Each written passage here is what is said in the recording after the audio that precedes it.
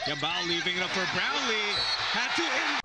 Kagulat World, humanda kayo sa isang kuwento na punong-puno ng determinasyon, pagbabago, at isang uhaw na hindi mapapawi. Parating na ang FIBA Asia Cup at hindi lang ito basta isang torneo para sa Gilas Pilipinas.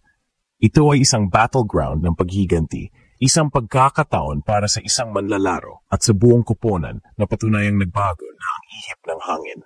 Ang lahat ay nakasentro kay Kevin Kiambao, ang rising star na ngayon handang harapin ang mundo, kasama ang isang Gilas na sabik ng bumawi. Hindi siya pinansin noon, Kagulat World, binilanggo ng pagdududa at iniwan sa anino.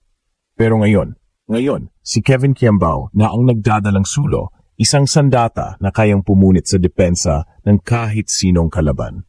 Ang kanyang paglalakbay, mula sa pagiging under the radar hanggang sa pagiging sentro ng atensyon, ay sumasalamin sa hangarin ng Gilas na bumanggon mula sa mga pagkakamali ng nakaraan. Ang Asia Cup na ito ang kanyang magiging pinakamalaking entablado. Hindi lang para sa Pilipinas, kundi para ipakita sa buong mundo ang kanyang kahandaan. Ang hapti ng mga nakaraang pagkatalo, ang panghihinayang sa mga nabigong qualifiers, ang bigat ng responsibilidad sa balikat ni Justin Brownlee, at ang pagkawala ni Kai Sotto. Lahat ito ay nagtulak sa Gilas sa isang misyon ng paghihiganti. At si KQ, ang bagong mukha ng katapangan at talento, ang simbolo ng bagong era ng Gilas. Mas skilled, mas local, at walang kinatakutan. Ang kanilang panalo kontra Macau Black Bears ay isang patikim lang ng kanilang uhaw. Sa FIBA Asia Cup, walang awat sa kanila. Oras na para burahin ang nakaraan at isulat ang bagong kasaysayan. Kagulat World, sariwa pa sa ating alaala ang mga panahong si Kevin Kiambao ay isa lamang sa maraming talentadong manlalaro sa Pilipinas. Isang pangalan na hindi pa gaanong binabanggit sa mga international na usapan.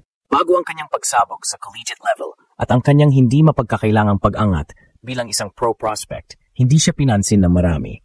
Ang kanyang FIBA journey ay hindi nagsimula sa isang magarbo at malaking papel. Sa halip, dumaan siya sa mas tahimik na mga yugto, naghihintay ng kanyang pagkakataon na ipakita ang kanyang tunay na potensyal. Ngunit ang apoy ng ambisyon ay matagal nang nagliliyab sa kanyang puso. Isang uhaw na ngayon ay handa ng pawiin sa pinakamalaking entablado ng Asia. Ngayon, tingnan niyo siya. Kagulat World.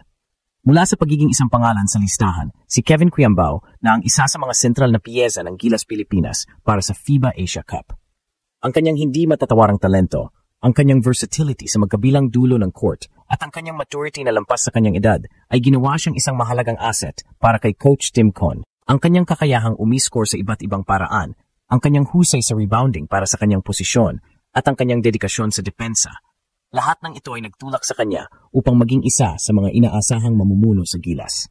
Hindi siya pinansin noon, ngunit ngayon, siya na ang isa sa mga pinakamalakas na sandata ng Gilas.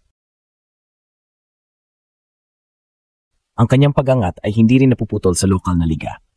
Nitong mga nakaraang buwan, matatanda ang si Kevin Kiambao ay nakatanggap ng mga imbitasyon para mag-workout sa ilang NBA teams. Ito ay isang testamento sa kanyang hindi mapagkakailangang talento at potensyal na lampas pa sa Asia. Ang FIBA Asia Cup na ito ay hindi lamang isang proving ground para sa kanya bilang isang manlalaro ng Pilipinas, kundi isang pagkakataon din para ipakita sa buong mundo ang kanyang kahandaan na makipagsabayan sa pinakamataas na antas ng basketball.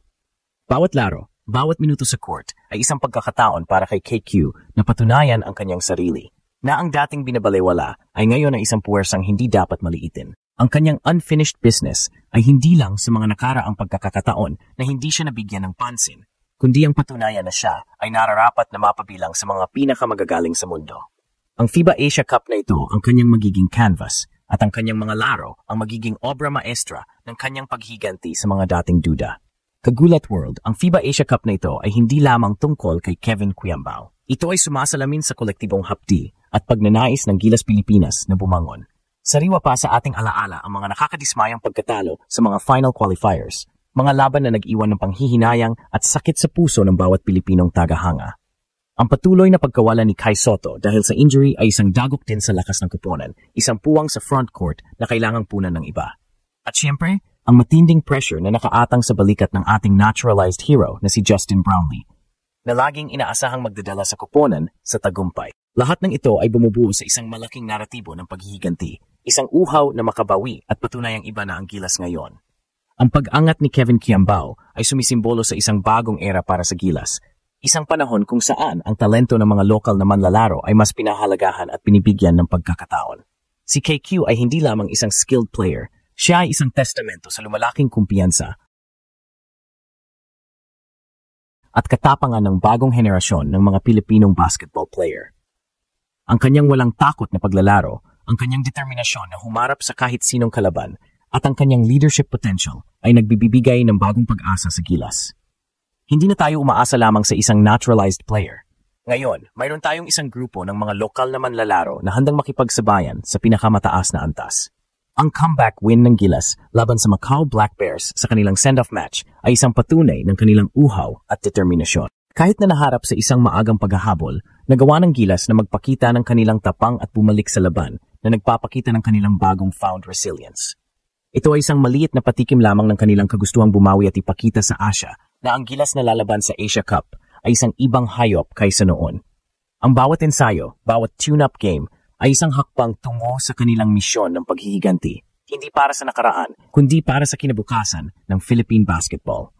Ang bawat manlalaro ay nagdadala ng bigat ng nakaraan, ngunit ang kanilang focus ay matatag na nakatuon sa paggamit ng tagumpay sa FIBA Asia Cup. Kagulat World, ang laban ay malapit na magsimula. Haharapin muna ng Gilas Pilipinas ang huling pagsubok sa kanilang tune-up game kontra Jordan. Ito ay isang mahalagang pagkakataon para sa koponan na pagtibayin ang kanilang chemistry, fine-tune ang kanilang mga taktika at sukatin ang kanilang kahandaan bago ang totoong giyera sa FIBA Asia Cup. Pagkatapos nito, ang Gilas ay mapupunta sa kanilang grupo, Group D, kung saan haharapin nila ang mga matitinding kalaban na handang pigilan ang kanilang misyon. Ang chemistry ng Final 12 ng Gilas ay isang mahalagang sangkap para sa kanilang tagumpay.